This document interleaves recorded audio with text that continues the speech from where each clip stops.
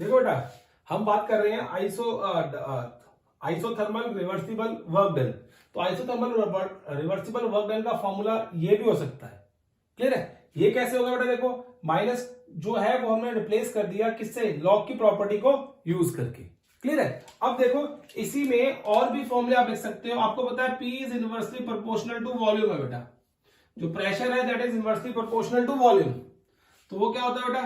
W isothermal reversible is equals to, ठीक है बेटा, वो क्या होता है? अब यहां पे कहीं पे वैल्यू पुट कर दो। जहां P1 V1 क्या होगा, तो इसका मतलब क्या हो गया? P2 V2 के इनवर्सली प्रोपोर्शनल होगा बेटा। क्लियर है ना केस? अब यहां पे जब वैल्यू पुट करोगे, सपोज करो आप यहां पे पुट कर रहे हो वैल्यू, तो क्या आएगा? -2.303 nRT log। अब यहां पे V2 ऊपर था तो यहां पे क्या देगा? इनवर्सली प्रोपोर्शनल होने की वजह से P1 ऊपर आ जाएगा, P1 अपॉन P2। ये आपने रट्टे नहीं माने।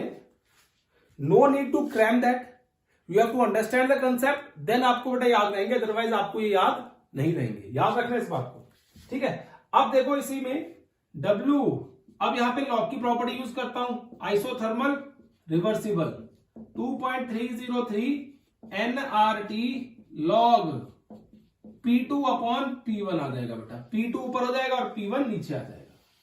तो देखो, इस तरीके से हम बहुत सारे फॉर्मूले लिख सकते हैं इस आइसोथर्मल रिवर्सिबल वर्क डन के लिए बेटा। क्लियर है? अब देखो, यहां पे हमने NRT log P1 upon P2 लिखा है, log V1 अपॉन V2 लिखा है, या V2 अपॉन V1 लिखा है। कई बार क्या होता है, नोट करो बात को बेटा। इसको आपको पता है कि इस केस में हम बॉयल्स लॉ लगा रहे हैं। What we are applying? Boyle's law. ठीक है बेटा? अब बॉयल्स लॉ क्या कहता है? P1 V1 is equal to P2 V2। ठीक है बेटा? अगर हम बात करें तो P1 आइडियल गैस इक्वेशन क्या होगी बेटा? nRT। P1 V1 is equal to nRT बेटा। ठीक है?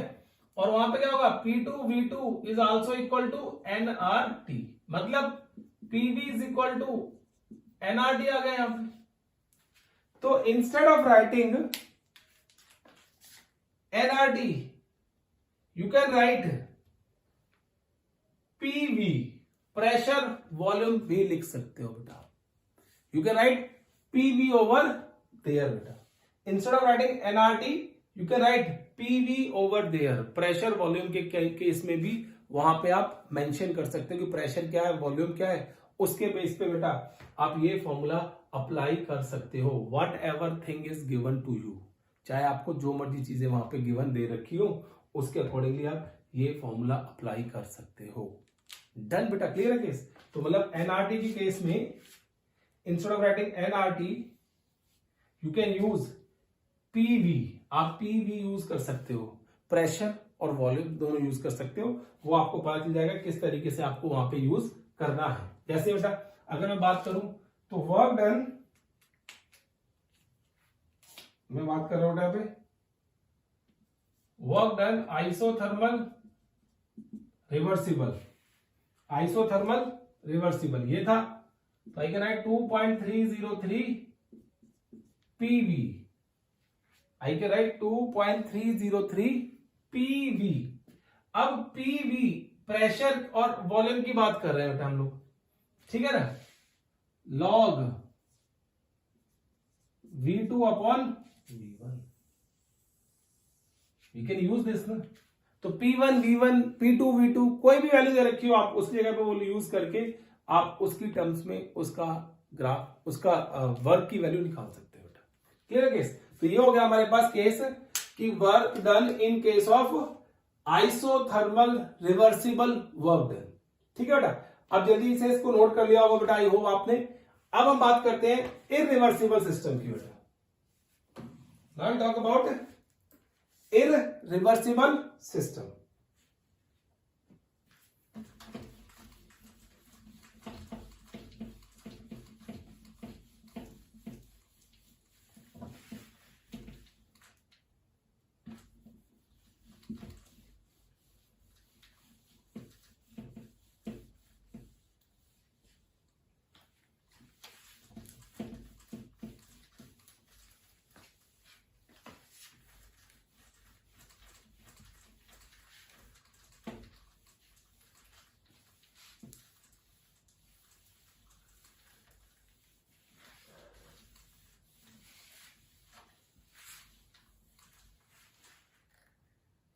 देखो बेटा, अब बात करते हैं इरिवर्सिबल केस का।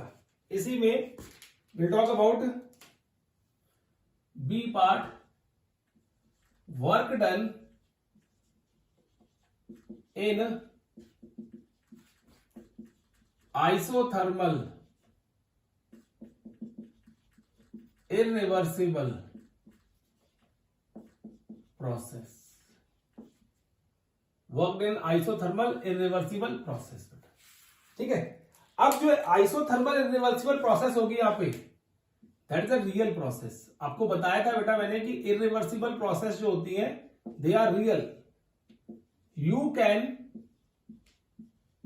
सी दीज प्रोसेसेस,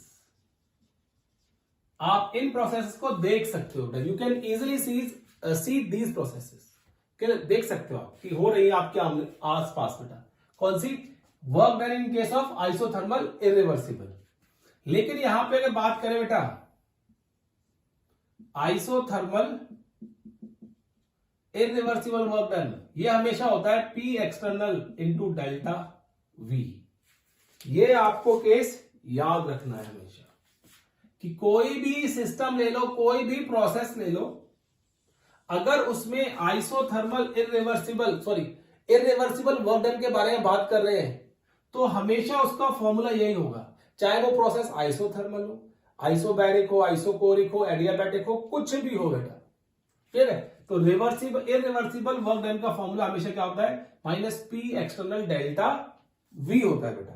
ठीक है, अब इसी केस में कई बार यहां पे बेटा क्या करते हैं, इरिवर्सिबल केस में लगाते हैं गोली, क्या करते हैं? इन वैक्यूम,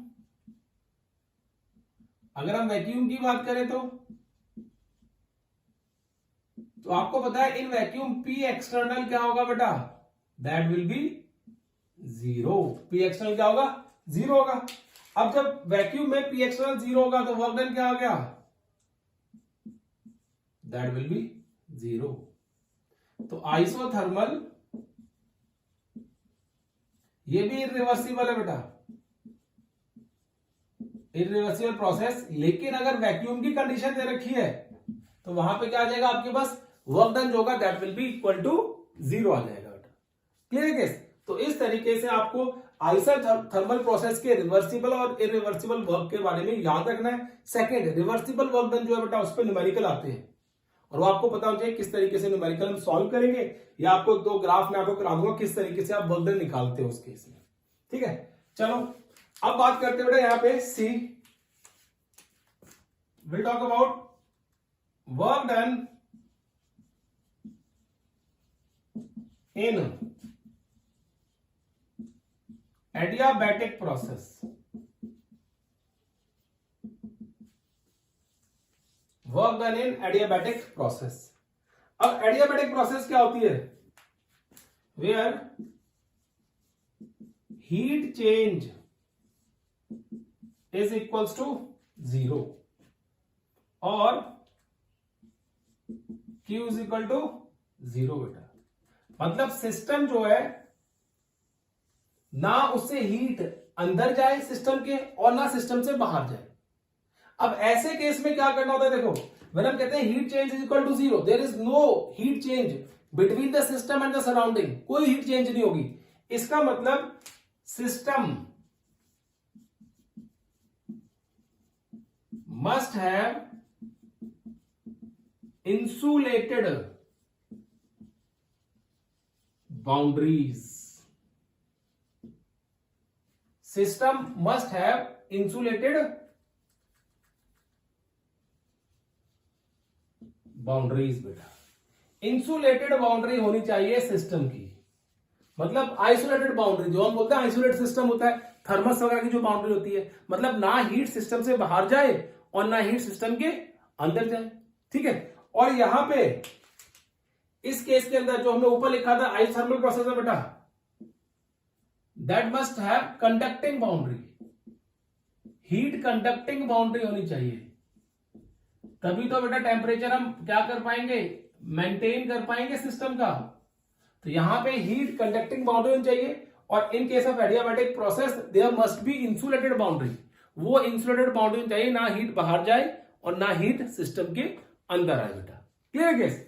अब देखो जैसे हमने आइसोथर्मल प्रोसेस के लिए बॉयल्स लॉ लगाया था, बॉयल्स इक्वेशन यूज की थी, in the same manner we will use adiabatic equation use करेंगे बेटा यहां पे, दैट इज एडियाबैटिक इक्वेशन। अभी एडियाबैटिक इक्वेशन क्या होती है, P V gamma is equal to P1 V1 gamma is equal to P2 V2 gamma which is equal to constant था बेटा, अगर आपको याद हो तो। ठीक है, तो इसको क्या लिख सकते हैं, you can write P V gamma is equal to constant K, let it be. आप कोई भी कांस्टेंट डिफाइन कर सकते हो, P V gamma is equals to constant K बेटा। ये एडियाबैटिक इक्वेशन है। डन। अब हम क्या करते हैं इस एडियाबैटिक इक्वेशन में, जो गामा है that gamma is Poisson's ratio, that is Poisson's ratio. मैं आपको बताया था कि ये पॉइजन्स रेशो की वैल्यू अगर 1.66 है तो हमारे पास गैस मोनो एटॉमिक होती है, मोनो एटॉमिक गैस। ठीक है बेटा, और मोनो एटॉमिक गैस कौन सी होती है हमारे पास, noble gases. Noble gases are monoatomic gas, मतलब वो helium, neon, argon, xenon, krypton, radon, इसमें जो भी गैसेस है बेटा वो मोनोटॉमिक नेचर की है, मतलब उसके अंदर एक ही एटम है और वो इंडिपेंडेंटली एग्जिस्ट कर रही है।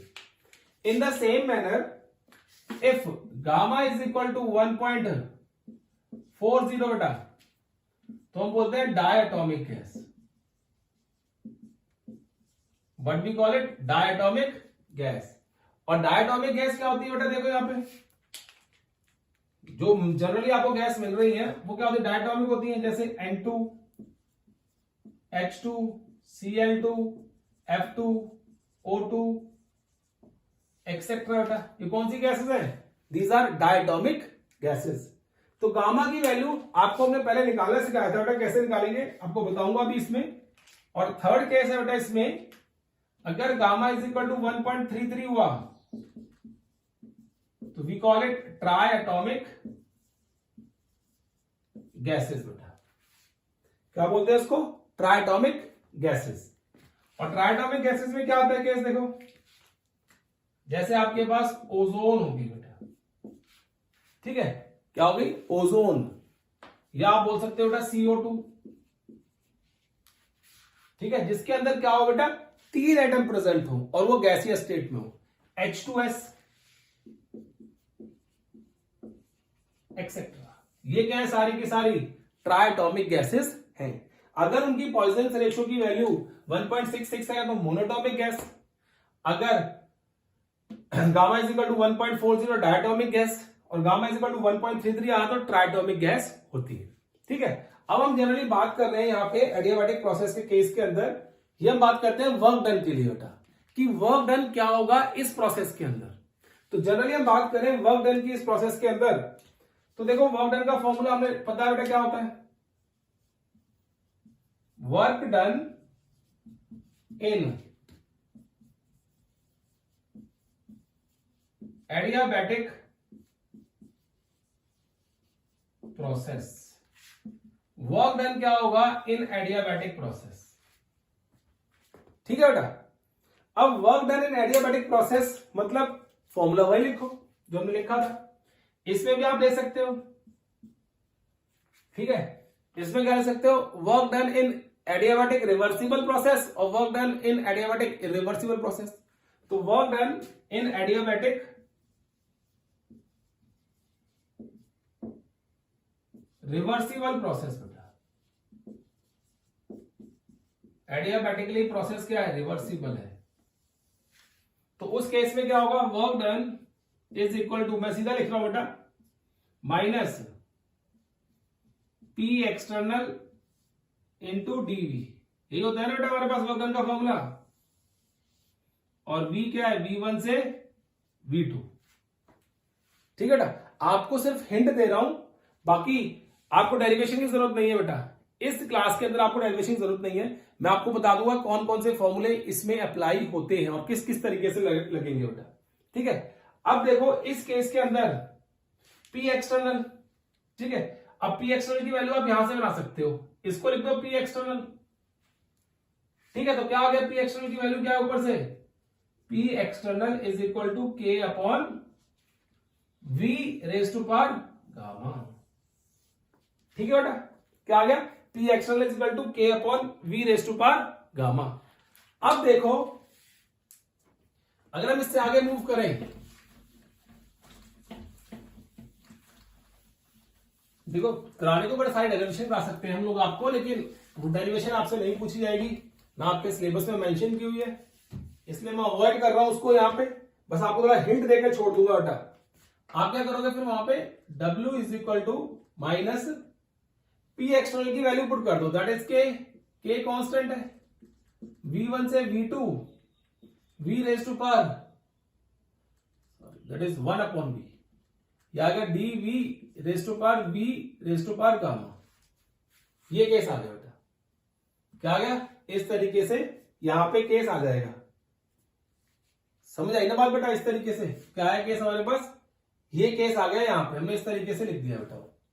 अब इसके आगे सॉल्व जब करोगे, ऑन सॉल्विंग, ठीक है, on solving first of all by putting various values बेटा, आपको क्या क्या मिलेंगी, देखो वर्क डन की वैल्यू, पहला जो वर्क डन का फॉर्मूला मिलेगा that will B P2 V2 minus P1 V1 upon gamma minus 1, you will get P2 V2 minus P1 V1 upon gamma minus 1 बेटा, क्लियर केस। तो वो केस आपको वहां से मिल जाएगा, निकाल से आपको बेटा ये मिलेगा, गामा नहीं आएगा शायद, ये आएगा। आई विल चेक दिस बेटा, मैं इसको चेक कर लूंगा और फिर आपको कल फिर से क्लियर कर दूंगा कि क्या यही आता है वर्क डन का एक्सप्रेशन बेटा, क्या यही आता है बेटा, वो हम चेक कर लेंगे यहां पे, ठीक है। कि P1 P2 V2 P2, चलो बेटा देखो ये छोड़ो, आपको डायरेक्ट फॉर्म बताता हूं जो आपको यूज होगा बेटा, क्लियर है। वो फॉर्मूला क्या, देखो वर्क डन का यहां पे that is NR gamma minus 1, ठीक है, that will B T2 minus T1, ये फॉर्मूला होता है। और इस फॉर्मूले को हम यूज करते हैं बेटा बार बार, what we do, we use this formula again and again बेटा, क्या करते हैं इसको again and again, we use this formula for adiabatic reversible work done. यहां पे लिख सकते हो बेटा, if you want to write over here adiabatic reversible, adiabatic reversible work done है बेटा ये वाला, कि NR gamma minus 1 T2 minus T1 होता है बेटा ये formula. This is the formula by which you can calculate adiabatic work done. And number of moles है, R बेटा गैस कांस्टेंट है, ये पॉइजन रेशियो है, T1 T2 क्या बेटा आपके पास टेम्परेचर है, क्लियर है।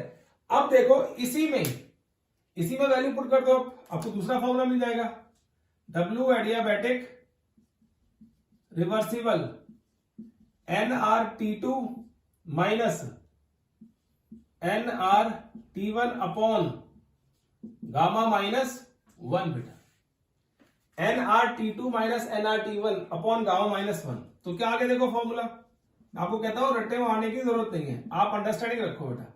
यहां पे NR P1 V1 is equal to NRT होता है कि नहीं होता, P1 V1 is equal to NRT1 and P2 V2 is equal to NRT2 बेटा, ये केस आ गया। तो यहां क्या आ गया, P2 V2 minus P1 V1 upon gamma minus 1, ये भी एक फॉर्मूला है इसका, ठीक है, ये तो ऊपर वाला फॉर्मूला है ही बेटा।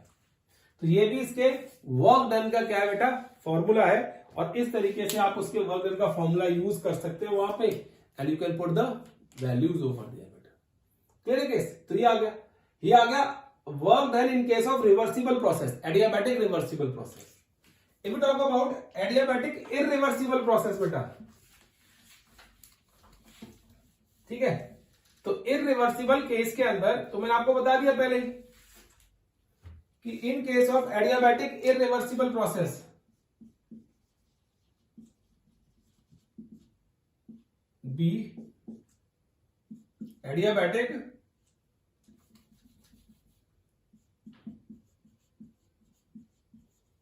इररिवर्सिबल प्रोसेस, तो उस केस में जो वर्क डन का फॉर्मूला होता है हमारे पास, that is W is equal to minus P external delta V। ये तो बेटा आपको याद रखना है कि कोई भी इररिवर्सिबल प्रोसेस हो, कोई भी, उसमें जो वर्क डन का फॉर्मूला होगा that will be W is equal to minus P external into delta V का केस आता है बेटा। क्लियर है केस? तो ये देखो इस तरीके से आप एडियाबैटिक केस के अंदर भी वर्क डन को कैलकुलेट कर सकते हो, ऐसा कोई प्रॉब्लम नहीं है बेटा। अब मैं कुछ आपको ग्राफ कराता हूं कि ग्राफ की हेल्प से भी, जैसे मैंने आपको पहले कराया था इन केस ऑफ आइसोथर्मल प्रोसेस, कि पीवी का ग्राफ के अकॉर्डिंगली हम वर्क डन कैलकुलेट कर सकते हैं with the help of area. तो एरिया की हेल्प से आप कैसे ग्राफ कैलकुलेट करोगे, सॉरी कैसे वर्क डन कैलकुलेट करोगे, वो मैं आपको बताता हूं बेटा। क्लियर है? चलो एक दो क्वेश्चन कराता हूं बेटा, फिर हम लेक्चर को समाप्त करते हैं, वाइंड अप करते हैं इसको।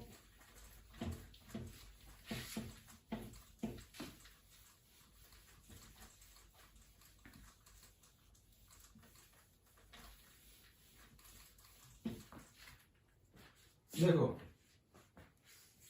इस केस में क्वेश्चन ग्राफिकल क्वेश्चन था बेटा,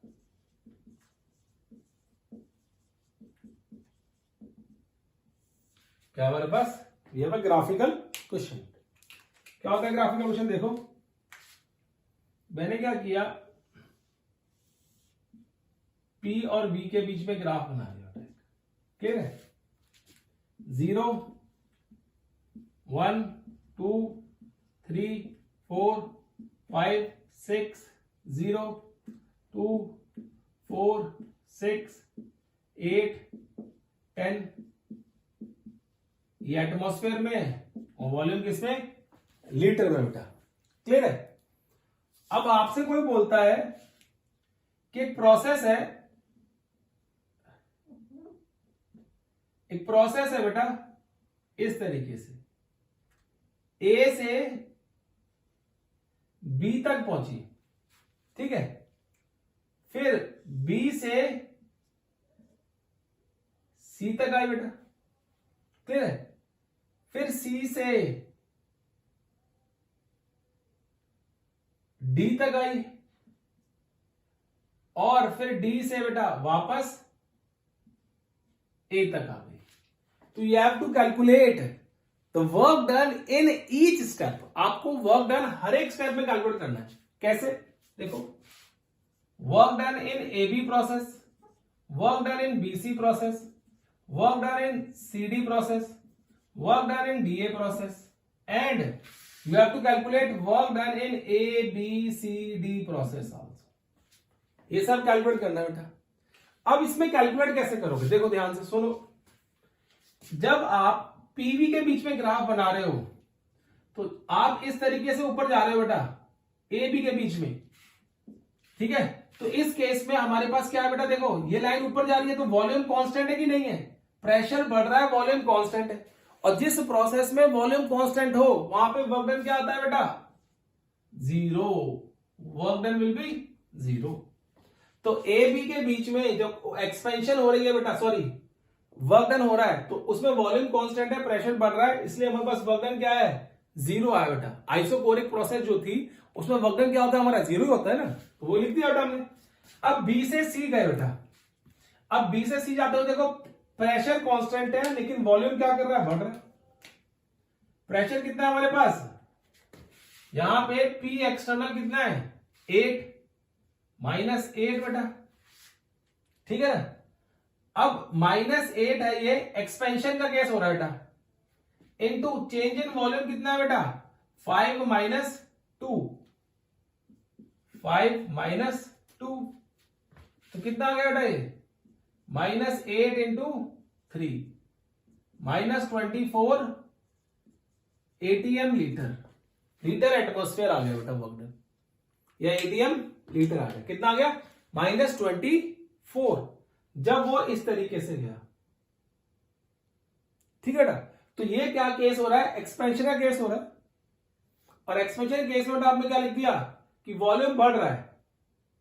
ठीक है, जब वॉल्यूम बढ़ता है तो work done by the system होता है। और वर्क डन बाय सिस्टम क्या होता है फिर बताओ जल्दी से, सोचो बेटा। Work done by the system, volume बढ़ रहा है। ठीक है, और जब वॉल्यूम बढ़ रहा है तो work done by system will always be positive होगा बेटा। तो क्या आएगा यहां पे, we will have positive over here in all cases. तो ये चीज आपको खुद सोचनी है। वॉल्यूम एक्सपेंड कर रहा है, ठीक है, वर्क डन हो रहा है बेटा। तो वर्क डन क्या होगा, वॉल्यूम एक्सपेंड करेगा तो हमारा फॉर्मूला होता है P minus P external delta V। और वो कैसे लगा गया हमारे पास +24 लीटर एटमॉस्फेयर आ गया। ठीक है, अब देखो दूसरा केस बेटा, इसमें तीसरा CD में फिर वॉल्यूम कांस्टेंट है बेटा। देखो वॉल्यूम कितना ही है 5, तो इसका मतलब क्या आ गया 0 आ गया। अब बात करते हैं DA की। DA में देखो वॉल्यूम कम हो रहा है, इधर से इधर आ रहे हैं ना हम लोग, we are moving from D to A, then compression is there. यहां पे एक्सपेंशन है बेटा, और यहां पे क्या है, कंप्रेशन है। क्लियर है, तो इस केस में वॉल्यूम कम होगा जब डी से आएंगे। प्रेशर कितना है, external pressure -2 into 5 - 3 -6 litre atmosphere, ये आ गया बेटा। ठीक है, अब overall work done in the process क्या होगा, AB BC CD DA। तो क्या आ गया बेटा 0 24 0 6, तो क्या आ गया, this is 18 litre atmosphere, this is 18 litre atmosphere. देखो बेटा ये आ गया work done in ABCD process.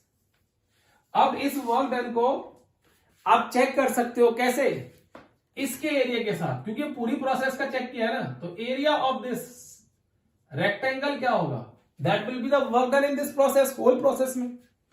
तो आप लिखोगे work done in ABCD is equal to area of rectangle ABCD। और एरिया ऑफ रेक्टेंगल क्या होता है, length into breadth, length into breadth बेटा। क्लियर है, लेंथ कितनी है इसकी 3, ब्रेथ कितनी है बेटा इसकी 8 - 2 6, तो कितना आ गया बेटा 18 लीटर एटमॉस्फेयर। देखो, तो हमने प्रूव कर दिया कि थ्योरेटिकली आप कैलकुलेट करो या एरिया निकालो, दोनों केस में आपका वर्क डन क्या आएगा बेटा, सेम ही आएगा। तो आप चाहो तो कोई भी प्रोसेस का कैलकुलेट कर सकते हो जिस मर्जी तरीके से ड्रॉ की हो। क्लियर है केस। तो ये हमारा सारे का सारा जो केस था बेटा वर्क डन का खत्म हो गया। हम कल आपके डाउट्स लेंगे और डाउट्स में आप बताना कि आपको क्या समझ नहीं आया, क्या चीजें क्लियर नहीं है बेटा, और अच्छी तरह देख लेना वीडियो ये वाली, ताकि आप कल डाउट डिस्कस कर सके बेटा। ठीक है, till then take care and bye bye बेटा।